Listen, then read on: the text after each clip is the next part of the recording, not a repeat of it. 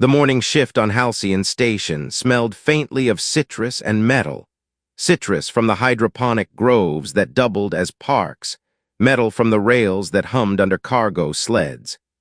An artificial sky arched above the central plaza, a gentle blue that fooled the eye and comforted the heart. Children chased each other around a fountain that sang Earth songs from a century ago, while parents drifted toward the Helium-3 depots to start their shifts. Humanity called this place home, 300 light-years from the old oceans. Captain Naomi Rios walked the promenade with a mug of coffee that tasted like a promise. There was a supply run due in 7 hours. The ore reports were ahead of schedule. A school was planning a science fair where kids would present hypothetical habitats for Europa, Titan, and places beyond. Her assistant, Lieutenant Parker Quinn, matched her pace and her smile. Halcyon had fewer weapons than farms, more libraries than guard posts. It was a bet on the universe being indifferent rather than hostile. The bet failed in an instant. "Deep-range contacts," cried Chen, a technician whose voice had never carried that much fear. "Multiple vectors, they're burning hard, Captain, fast and organized." "How many?" Rios asked, jogging toward command with Quinn. 59, correction, 61 hulls, unknown signatures, no registry, no response to hail. The main display filled with shapes that made no sense to human aesthetics. Geometry turned cruel, knife-backed silhouettes, negative light edges that ate starlight, energy readings that spiked like storms. They coasted into a ring around Halcyon as if encircling prey. Rios keyed open the general channel. "Unknown vessels, this is Captain Naomi Rios of Halcyon Station, a civilian colony under the Charter of Free Settlement. Identify yourselves and state intentions. We are unarmed." Static, then a voice, perfect English, barren of empathy. "Settlement Halcyon, sterilization authorized, evacuation denied, resistance is irrelevant." For a heartbeat, the station went silent. You could almost hear the fountain in the plaza below struggling for the next note. "Alert all sectors," Rios said. "Civilians to hardened shelters, medical on standby, Parker. Defensive grid to auto, power transfer from the foundry loops. Chen, pack everything we know into an emergency beacon. Ship silhouettes, emission spectra, firing patterns, their voice print. If we die, Earth learns." The first lance struck the outer ring, not melting metal but removing it from the universe. The second carved through the school block. The third found the hospital. Halcyon's designers had prepared for micrometeor storms, solar flares, human error.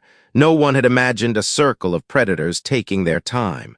Inside command, gravity glitched. Panels sparked. Rios braced a shoulder against a bulkhead and kept talking, because people needed someone to be the future perfect tense of calm. "We do not surrender," she said to the enemy, to her crew, to the children in the plaza below. "But we ask mercy for the unarmed." "Negative," the voice replied as if reciting inventory. "Sterilization proceeds." In the shelters, teachers gathered kids beneath tables they had decorated with paper stars. Hydroponicists held hands. A miner named Jules recorded a message for a son back on Earth. An awkward, ordinary confession of pride that would never be heard. "Beacon ready," Chen said, tears in her voice, iron in her hands. "Launch," Rios ordered. A fist-sized capsule shot away from Halcyon, aimed at a navigation solution that threaded gravity wells and noise like a prayer placed in a river. Another beam tore through command. Heat rose like a sunrise inside a room built to resist the cold. Quinn pulled a panel, tried to reroute cooling, cursed physics. Somewhere, someone was still singing along to the fountain's old Earth melody out of sheer refusal. Rios opened a personal channel. "This is Captain Naomi Rios, Halcyon Station. To anyone who hears, tell them peace was tried. Tell them we built schools before walls. Tell them we were human to the end." The display washed white. 19 hours later, because light is slow, and grief is slower, the emergency capsule grazed the sensor cone of the UES Dawn Star, a long, lean corvette riding dark between systems. Commander Isaiah Brooks listened to Rios's last words with his hands folded and his jaw clenched. 28 crew on a ship built to chase smugglers and escort freighters, not to throw stones at gods, but histories didn't ask permission. They drafted. Brooks looked at his people, Nguyen in engineering, who could make engines sing. Dr. Annika Shah, who treated fear with humor and facts. Parker Quinn, borrowed from a station that no longer existed. They watched him back, waiting to be told whether they were a fairy or a fist. "We have 3 options," Brooks said quietly. "Run home and warn Earth. Shadow them and send updates until we're found. Or we hunt. We can't save Halcyon. We can decide what their death buys." No one spoke. Then Nguyen did, voice steady, eyes blazing. "My aunt taught horticulture on Halcyon. I never visited. That's on me. Let me pay a different debt." Shah added, "The charter says civilians are sacred. That's not a law you write in ink and forget. It lives because someone stands for it." Brooks lifted the beacon, so small, in his palm. A seed of data, a seed of rage. "Then we change their math," he said. "We move quietly. We hit where they don't expect. We fight like underdogs because that's what we are.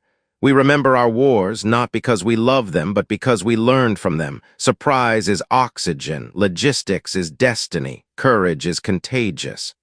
He set a course into the wake of monsters. And like all good American stories told around firelight, this one promised 2 things at once: grief and grit, funeral and fight. Halcyon had gone silent. The Dawnstar would not. The alien fleet bled signatures into space that human sensors barely understood. A wrinkle here, a taste of iron on the spectrum there, a rhythm that felt like math written by frost. The Dawnstar ran purely passive, her metamaterial hull sipping starlight and exhaling nothing useful. Nguyen turned down everything that glowed. Shah dimmed the crew's voices with checklists that mistook anxiety for heat and dissipated both. "Tracking solution," Quinn reported. "Their trail coheres toward the Thales corridor, brown dwarf, methane giant, convenient place to sip fuel if your technology allows you to drink stars." Brooks nodded. "We'll watch them drink, maybe make them choke." "We are 1 corvette," Shah said dryly. "We would be the world's smallest cork." "Then we'll be the best-placed cork," Brooks replied. The brown dwarf hung in the dark like an ember. The aliens gathered near it in a dance that was almost beautiful. Energy streams braided from ship to ship, a choreography of hunger and patience. Their formation said confidence. Their spacing, efficiency. Their coverage, not quite perfect. "Point of failure," Nguyen murmured, tracing the web with a fingertip. "Here, where the central collector feeds the manifold. A cascade, there becomes an argument no control room can win." "We don't own weapons that can pierce their shields," Quinn warned. Brooks stared at the weaving energies. "We don't have to pierce, we have to perturb. You ever play guitar near an amp? Frequency finds frequency. Harmony can be a blade." Nguyen grinned despite herself. "I can tune a warhead to sing badly." "Educational note," Shah said, half for her log, half for the room. "Technology isn't moral, intent is. A hammer builds homes, a hammer breaks bones. The line is the hand. We keep our hands steady."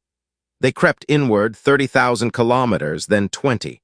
The Dawnstar trembled at the edge of physics. 4 tuned missiles slid from their tubes and drifted like bored pebbles. No engine flare, no helpful glitter. Only the wrong note coded in their guts.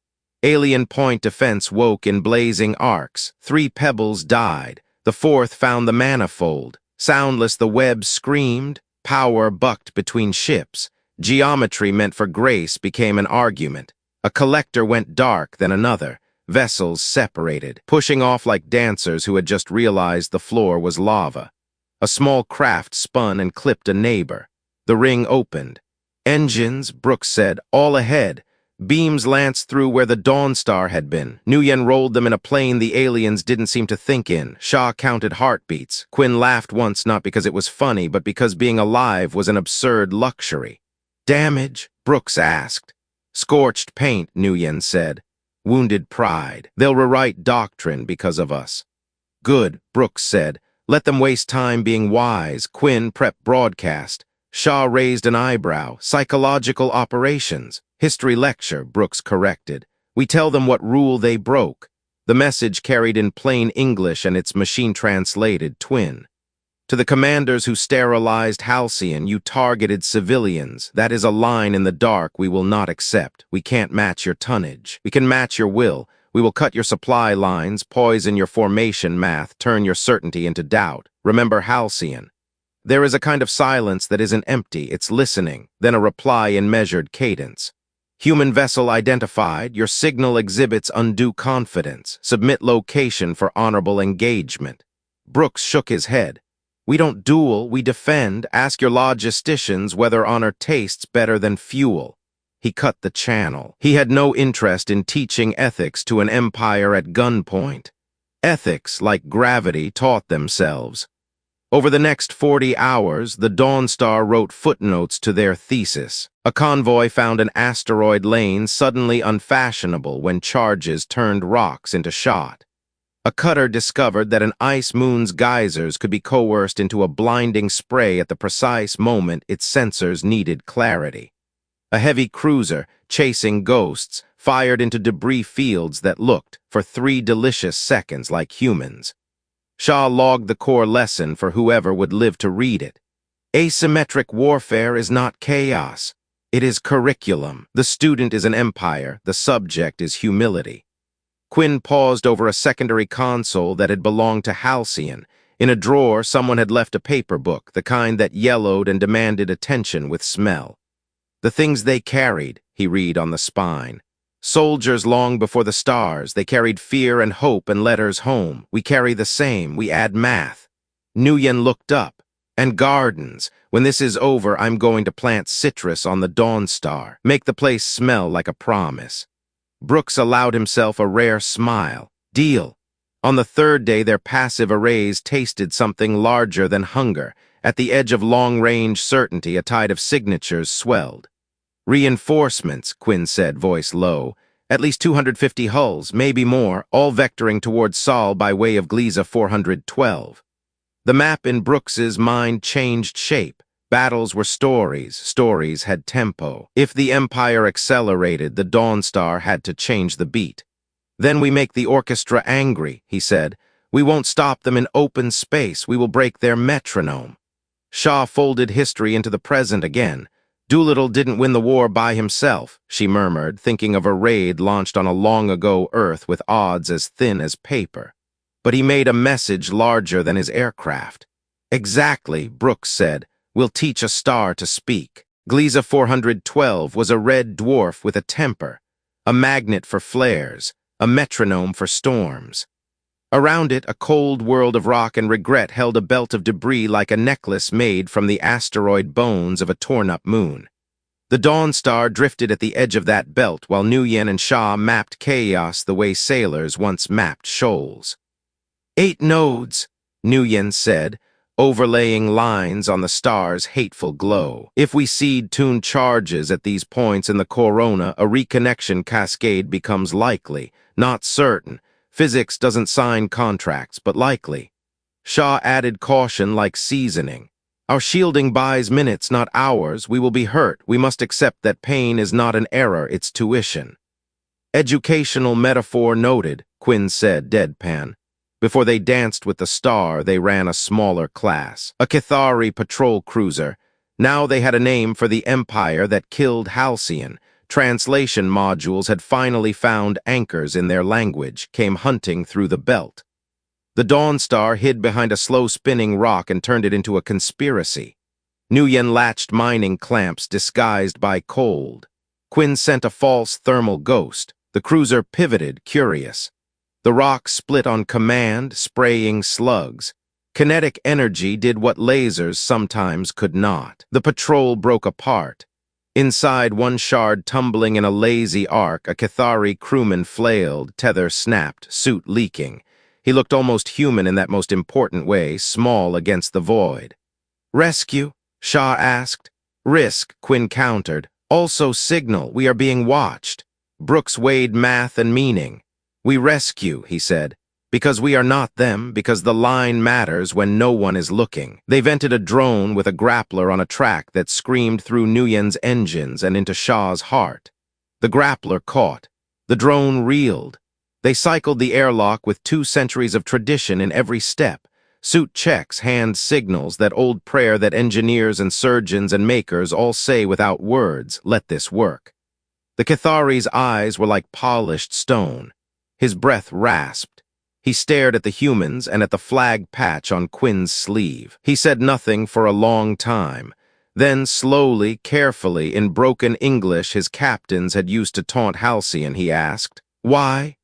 Shaw answered with the only doctrine she trusted. "Because you were falling, because we are not your mirror, because someday someone will pull one of ours from a dark place and not need a reason." The Cathari's mouth trembled, which might have been their species' version of a sob or a smile. He spoke a word their translator rendered as shry.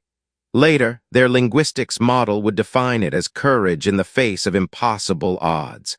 Later still, the galaxy would learn the word. For now, the Dawnstar just learned his name and took his testimony. "We were told your worlds were weak," he said haltingly.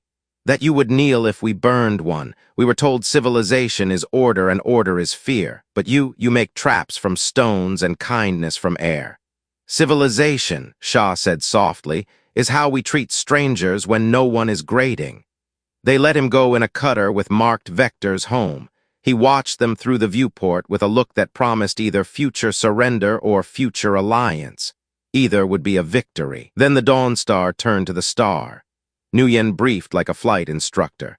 "We will dip into the corona at vector angles that keep us in the lee of field lines whenever possible. Charges are shielded extra and tuned to narrowband. Detonations must occur within a time window so small I don't want to say it aloud or it will hear me and shrink." Shaw annotated, "Radiation exposure will be significant. Backup systems will fail. Plan to be deaf and blind at the worst possible moment." Quinn ran comms checks with a comm that was 90% theater. "Our broadcast to Earth is stacked for delayed release. If we die, the curriculum remains." Brooks closed his eyes for a second that contained 10,000 choices. He saw Halcyon's fountain. He heard Captain Rios say, "We built schools before walls." He opened his eyes and said, "We're going to class." The first plunge tasted like lightning on the tongue. Shields moaned, rails glowed cherry. The star didn't care about courage, it cared about plasma. Nguyen placed Charge 1 with a curse so creative it nearly became art. Charge 2 drifted to a rendezvous with anger. Charge 3 persuaded a vortex to hold still long enough to be offended. At Charge 5, alarms bloomed. At Charge 7, Quinn threw up in his helmet and swore in 3 languages.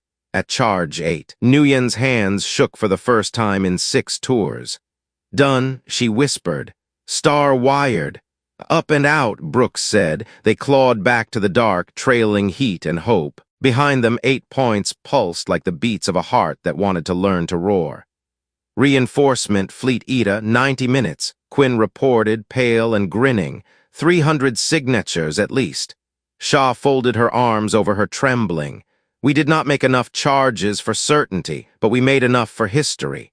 Brooks glanced at the cutter bay, now empty of a rescued enemy. "Let's make enough for justice." They watched the Cathari reinforcement armada fall into system with the arrogant elegance of habit. Dreadnoughts big enough to be mistakes. Destroyers like razors. Tenders that drank the star's breath through glittering straws. Formation discipline so tight it made Brooks's skin itch. All of it designed around the assumption that space obeyed their schedules. "Begin refueling," Quinn translated from intercepted traffic. "Broadcast," Brooks said. Shaw lifted her chin and sent their voice across the abyss. "Cathari commanders, this is the United Earth ship Dawnstar. You are harvesting from a star wired with instruments you do not understand. Withdraw and learn or stay and be taught." A pause, then a reply both amused and offended. "Empty threat, you cannot have done what physics forbids." "Physics," Nguyen murmured, fingers poised over the trigger, "is shy until you ask correctly." "Now," Brooks said. Deep in the corona, Charge 1 punctured a magnetic artery. Lines recoiled like snakes. Charge 2 invited them to tangle. Charge 3 turned tangle into knot. The star flared, not petulance but proclamation. Radiance sprinted outward at a fraction of light, particles carrying malice only because that is how energy behaves when you give it a lane. The first wave hit the outermost tenders. Shields that were tuned for sipping, not knife fighting, collapsed. Systems tripped. Controls died. In the chain of ships linked by refueling lines and doctrine, failure propagated like gossip. Detonate all, Brooks ordered. 8 pulses, 8 invitations to chaos. Proximity went from safe to sibling to betrayal as arcs leaped where lines had once hummed. Dreadnoughts yawed, destroyers spun. For long seconds that would become pages in 100 war colleges' syllabi, 300 ships became architecture. Not agency, objects, not actors. Earth just bought time, Shaw whispered, tears and radiation, sweat mixing. Time is the rarest element in strategy. Then the storm reached the Dawn Star. Lights died. Gravity shrugged. The deck rose, a cheap magic trick with expensive consequences. Consoles failed so fast that damage reports were rumors. Nguyen swore into the dark. Quinn slapped a panel that had lied about its resilience. Shaw's medkit drifted free and bounced off her knee like a puppy that didn't understand disaster. Life support on battery, Nguyen said. 6 hours, maybe. Comms are fried, engines whisper, shields gone, we are a leaf. Leaves are aerodynamic, Quinn offered weakly. At terminal velocity, Nguyen shot back, but she smiled because humor is a pressure valve that keeps hull plates from popping. Passive sensors, Brooks asked. Faint, Shaw said. Enough to hate this, one Cathari ship still has maneuvering, small angry coming toward us. If it leaves, it warns the Empire how we did this, Brooks said. Our advantage becomes a chapter title, Humans, Solar Weaponization Tactics. Next time, they tune for it. Earth loses the only free lunch we ever earned. Options danced, ugly and honest. No missiles online, no beams, they had mass, they had vector, they had hands. Ramming speed? Quinn asked, half-joke already knowing the answer. Nguyen rolled a pencil between her fingers in the dark. I can give you a shove, not speed for pride, but speed for sacrifice. Shaw placed a palm on the bulkhead as if taking the ship's pulse. Ethics note, she said softly, recording for a future class. Violence aimed at innocence makes you a monster. Violence accepted to shield innocence makes you a guardian. The line is thin, the line exists. Brooks thought of Rios's last message, of citrus in the air, of a child in a shelter tracing a star with a cheap crayon. He felt the weight of command as something both crushing and clarifying. Leadership is the art of spending people's lives on the right ledger. Set course, he said. The Cathari destroyer loomed, blackened by storm, proud in persistence. Its captain sent a final message, translated as disdain. You teach stars to scream, we teach species to kneel. Brooks answered with the oldest American heresy. We kneel to bury and to pray, not to tyrants. Nguyen fired the thrusters. The Dawn Star leapt like a story told by a better storyteller than fear. Hull met hull. Metal wrote its brief autobiography in sparks. Reactors complained one last time. Citrus in the hydroponics, Nguyen whispered to no one. Smelled like home.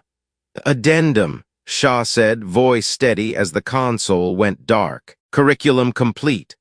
Impact erased nouns. Light outshone logic. Then there was quiet, the kind that isn't empty, only full of names. Far away, on a blue world that had learned patience the hard way, an admiral would one day play the Dawn Star's delayed broadcast in a room full of officers and cadets and ordinary citizens with extraordinary reasons. He would call it a lesson plan. He would insist that strategy is biography, and biography is ethics, and ethics is what you choose when no one is grading. Across systems, a rescued Cathari would tell a different audience about a ship that pulled him from the dark for no gain except the keeping of a line. He would teach them a word, shry, and say that sometimes the smallest ships cast the longest shadows. And above a fountain in a rebuilt plaza under a sky that tried hard, children would chase each other around an inscription cut into steel. Remember Halcyon. Build schools before walls. Fight only when the math demands it, and then fight like gardeners. Admiral Alia Monroe played the Dawn Star's delayed broadcast in the Luna war room until the sound became a pulse in the ribs of everyone present. She let the last sentence hang, then killed the holo and spoke to the assembled captains, logisticians, engineers, and a half-dozen schoolteachers invited by design. Strategy, she said, is not only numbers, it is biography. People make plans and plans make people. The Dawn Star taught us a curriculum, asymmetry, logistics, and ethics. We're going to formalize it before the enemy arrives. The room waited. 1. Asymmetry. We will not meet mass with mass. We will shape terrain where the map says there is none. We will make the solar system a series of classrooms the invader fails. 2. Logistics. The battle isn't where the beams cross, it's the convoy you never see. Their refueling lanes, their comm relays, the timetables a bureaucracy loves more than people, those are targets. 3. Ethics. We fight for civilians first and last. We follow the articles of Halcyon. Do not target hospitals, schools, shelters, or rescue craft. Take prisoners when offered. Treat the vanquished as future neighbors. If you cannot recite the articles, you don't get a command. The school teachers looked stunned to be there. Monroe nodded to them deliberately. We will put civilians in this room because wars are fought for them. If a plan embarrasses you in front of a teacher, don't execute it. Preparation became a long vigil. Factories that once made luxury glassware now cut lenses for deep-range sensors. Orbital farms rebalanced crops to double protein yield for ships that would have to sprint and skirt. Miners in the belt learned the strange patience of a trapper. They seeded regolith with dormant launch rails, disguised missile hives as insistently boring rock. The law followed the arsenal. The articles of Halcyon were ratified planet-wide. 1 page, large font, painfully clear. The document cited old Earth sources, the laws of armed conflict, the Geneva Conventions, a smudge-fingered copy of a one-room schoolhouse's pledge to leave the firewood pile higher than you found it. It ended with a sentence Monroe wrote at 3 in the morning and did not edit. Build schools before walls. If forced to build walls, leave doors. In a quiet corner of Luna, a memorial garden went up faster than stone should permit. Children from coastal cities planted dwarf citrus and wrote names, some real, some distances. A plaque, "Remember Halcyon." Across the black, signals whispered. The rescued Cathari, Lethier, the translators now said, smuggled out a message through the ambiguous kindness of bored bureaucrats and sympathetic technicians on the wrong side of history. It contained diagrams of Cathari rank insignia, the internal politics of a stratified fleet, a list of captains who considered terror a faster tool than doctrine. It closed with a word the Dawn Star had taught him, Shry. The file's last line read in struggling English, "Courage is duty to the future you will never meet." Monroe forwarded the data with a note to every commander. Treat this not as a target list, but a map of where small kindness might crack a wall. Remember, laws constrain power, ethics invent power's purpose. Mars drilled its defense flotilla in slingshot strikes guided by math teachers who turned chalkboard curves into delta V. The belt learned to pretend to be empty. Earth orbit grew hedgehog spines that retracted at the hint of a camera and deployed at the scent of arrogance. On the day the outer sensors saw space wrinkle with incoming mass, the war room was already full. Monroe looked once more at the schoolteachers and the garden feed, then at her captains. "You've read the biographies," she said. "Now we write one. Remember, we're not trying to look impressive, we are trying to look inevitable." The long vigil ended. The lesson began. The Cathari fleet arrived like a storm, remembering its lines. 400 hulls, most of them new to human eyes, all of them confident. They spread along the outer system with the crispness of a parade and the intent of a harvest. Their first transmissions were bureaucratic threat and ritual condescension. Monroe gave them the single courtesy that honor and prudence afforded. "This is Admiral Alia Monroe of the Solar Defense. Earth does not surrender. You are invited to obey the articles of Halcyon. If you do not, expect us to fight like gardeners who love what they plant." They came on anyway. When the front elements reached the belt, they found boredom. Mining barges drifted, rock lingered in lazy loops.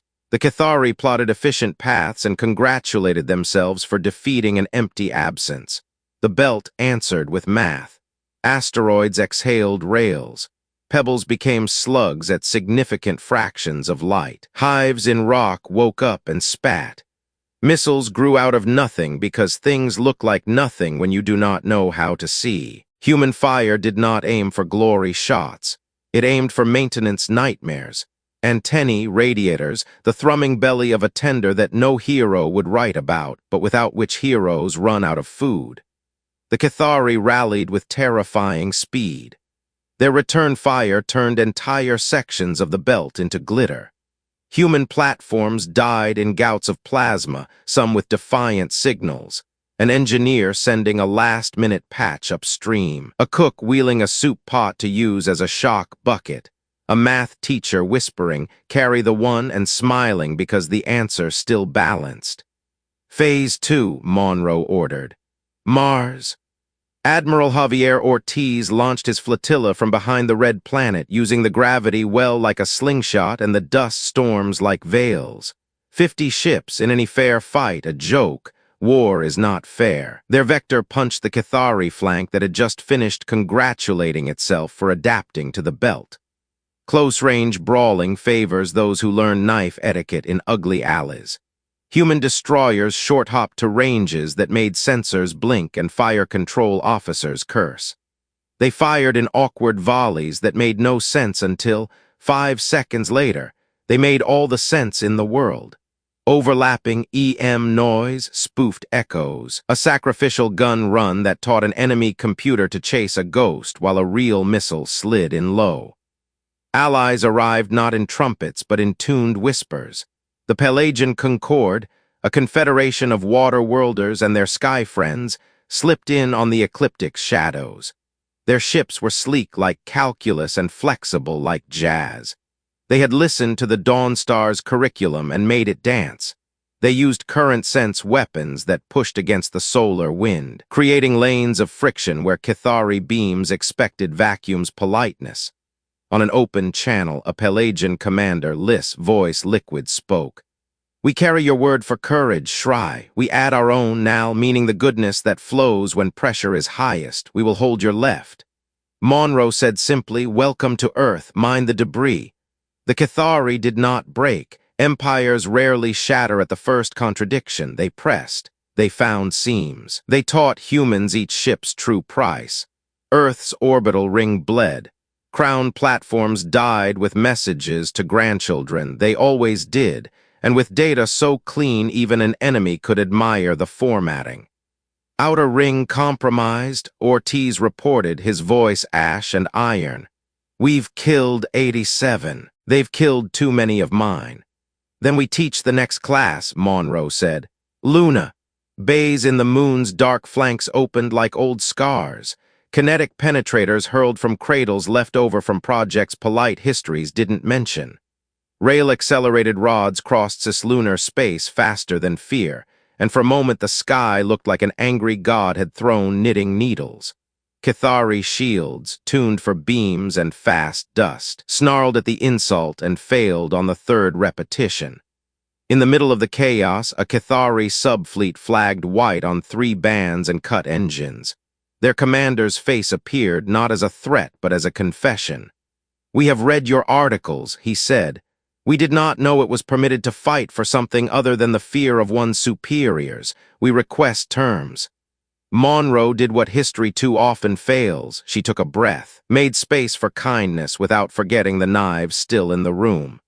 "Power down weapons. Jettison munitions. Hold position. Your wounded will be treated. Your crew will not be humiliated." On another band, a different Cathari voice hissed hate at the defectors. The line inside the Empire had begun to fray. Pelagian jammers amplified the doubt. The battle's last turn felt less like victory than like an exhausted refusal to lose. Human ships, battered to the color of smoke, held position lines taught in civics class. Pelagian craft sang through the dark with curving trails. The belt grew quiet pockets where once had been music. When the Cathari finally ordered withdrawal, it did not look like a parade. It looked like a sick animal remembering where its den might be. Monroe did not cheer. She repeated an old sentence, gentle and brutal. Pursue the retreat, but don't learn the wrong lesson. A cornered foe is not a lesson. It is a test. They pushed the enemy to the system's edge and watched them jump. In the silence that followed, ships checked their wounded, children in the garden pressed noses to screens, and teachers in the war room wept openly without apology. Earth had survived the siege. The bill would be delivered later, in names and steel and nightmares. For the first time since Halcyon, breathing felt like a future and not a habit. Empires fail in two tempos, suddenly and then all at once. Reports filtered in like rain on a tin roof.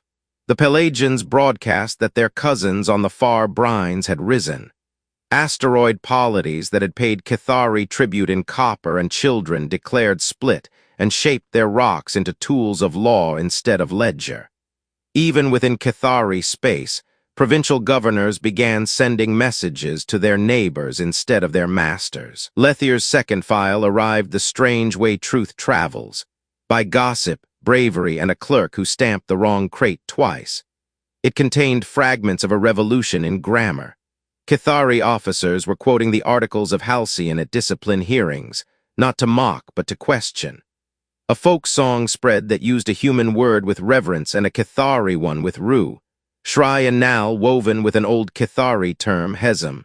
The shame you cannot wash when you harm a guest. Monroe convened a council that did not pretend uniform. Human captains, Pelagian negotiators, two Cathari defectors with their hands visibly empty. A schoolteacher named Pilar Rojas sat at the end of the table, grading papers as if to remind the room who scored the only test that mattered. "We have choices," Monroe said. "We can prosecute this war to annihilation. We certainly have the energy to burn a dozen worlds if revenge is our god. Or we can build a future that embarrasses our grief by being generous. Our dead will not be resurrected by perpetuating their killer's theology."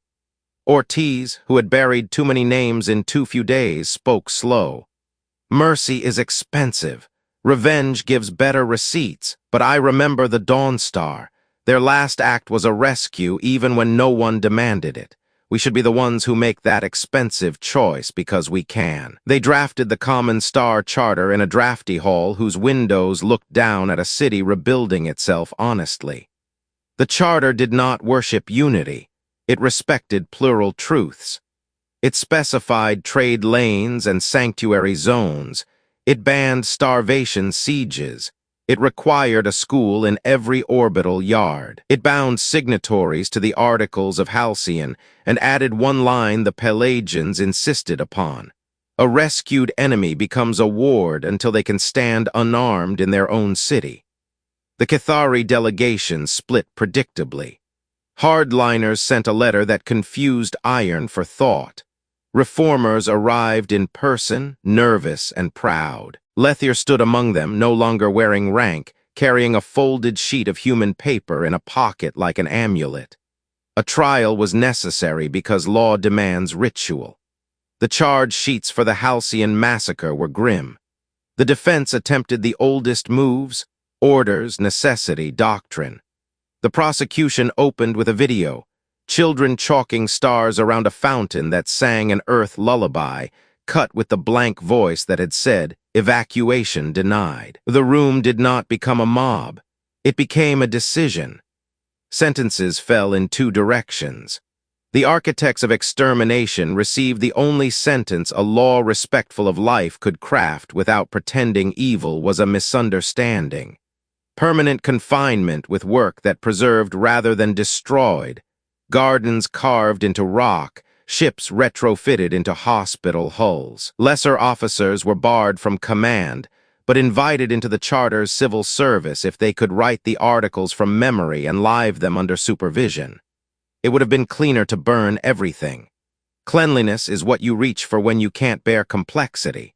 Civilization is choosing messier goodness. News outpaced ships.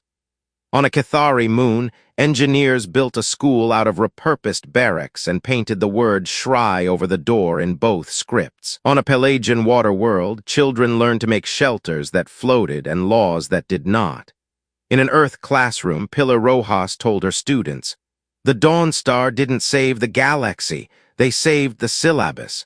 We get to teach the next class." Monroe visited the Halcyon Memorial Garden at dawn when the citrus smelled strongest. Names were still being added, not because the war had resumed, but because grief has a tail. She ran her fingers over the plaque and whispered a promise that was neither oath nor plan, only a practice. "We will build schools before walls. We will leave doors." Then she went back to work. Peace, like war, demands logistics. Years do what battles cannot, they make stories into furniture. The Dawn Star's curriculum became a real one. Cadets memorized the 3 pillars: asymmetry, logistics, ethics, and were required to teach them to 12-year-olds before they could graduate. Fleet sailors spent a week each year in a classroom where the only weapon was a chalk stick. The Common Star Charter grew footnotes the way a living document must, but the opening lines never changed. The Halcyon site remained empty of metal by law for a decade. In that vacancy, the seeds in the memorial garden multiplied until the soil remembered citrus as a first language. When rebuilding finally began, the first structure wasn't a dock or a gun. It was a library whose windows overlooked a fountain designed to sing lullabies in any key requested by a passing child. Pilgrims came in ships as different as dialects. Pelagians swam in spherical tanks that rippled like mercury. Kithari tradespeople arrived in humble freighters that paid docking fees with works of careful joinery and baskets of engine parts stamped with the mark of a new guild. Shry and Sons. A human boy who'd lost a parent in the siege of home ran a hand along a Kithari hull and asked if the word meant brave. The trader touched his forehead. "It means doing the right thing even when your stomach feels like broken glass." Pilar Rojas retired from the war room to run the library. She kept a wall for letters students wrote to themselves from the future. One read, "Dear me, you will be tempted to choose easy anger. Choose difficult care. You will not always succeed. That is why we rehearse." Another, from a Kithari child in careful script, "Dear me, I will bring fruit to the memorial garden and ask forgiveness for the ones who couldn't. I will learn the articles by heart and teach them to my grandfather." Admiral Monroe aged without becoming gentler. Mercy did not make her soft, it made her precise. She testified at the Charter Council that budgets are moral documents, and the Appropriations Committee, faced with her stare, funded hospitals alongside shipyards. She refused statues in her likeness, insisting on benches with good shade where tired dock workers could sit and argue philosophy with idle poets. Once at a graduation, she said, "We are gardeners of the dark. We prune, we plant. We refuse to salt the earth just because it grew the wrong crop once." The Pelagians shared a festival from their brine cultures. The light underwater, where lanterns are lowered into a lake as names are read, not to drown but to glow. Earth adopted it happily. On those nights, oceans across the planet held constellations of human-made stars. From orbit, the view looked like a map of promises. Not every story resolved neatly. Piracy tried to reinvent itself with Kithari splinters and human opportunists. Courts stayed busy. Trauma took different shapes in different bodies, but the articles of Halcyon held, and more importantly, they were practiced. A rescuer who violated them lost the word rescuer and had to earn it back. An enemy who observed them found doors where walls had been. Lethier opened a school for bridge officers on a small Kithari moon with a terraced garden that insisted on citrus even in bad soil. He taught navigation and shame, and told a story about a human corvette that rescued him when no one was looking. On the first day of every term, he wrote Shry on the board and then wrote the Kithari words for stubborn kindness and useful doubt. He made his students sit in silence long enough to hear their own reasons for serving. The Dawn Star's wreckage was never recovered. This was right. Graves that cannot be visited produce better behavior in the living. Every year, Monroe read their names into a recorder and sent the file into deep space on a slow, indulgent trajectory. Somewhere, someday, someone would play it and remember that courage is not an event but a habit. One afternoon, a child stood at the Halcyon fountain and asked Pillar why the inscription read, "Fight like gardeners." Pillar smiled. Because gardeners don't fight to win, they fight so something gentle can keep happening. They fight with knowledge of seasons, they accept pruning. They know that the best day isn't the day the weed dies, it's the day the fruit is sweet. The child thought hard, then nodded as if a complicated arithmetic had finally balanced. He ran off to try to catch a Pelagian child's floating ball, failed, laughed, tried again. At sunset, the artificial sky over the new Halcyon dimmed to a color engineers called Blue Hash Home. The plaza filled with families from a dozen species who had learned each other's jokes and recipes and grudges. The fountain sang a lullaby first heard when oceans were the only sky humans knew. The library's windows reflected a busy future. The citrus smelled like a promise. Somewhere far away, a Cathari poet wrote a line that human translators rendered crooked but true. Once we believed the dark was a roof. Then the dawn star taught us it is a seedbed. The gardeners were small. The harvest is large. And on a bench Monsignor Monroe hated being named after, a young officer read the articles of Halcyon out loud to a nervous recruit. Stopping on the last line to add the unsaid part, the Dawn Star left with everyone who ever heard their story. Build schools before walls. If forced to build walls, leave doors. If forced to fight, remember why hands were made.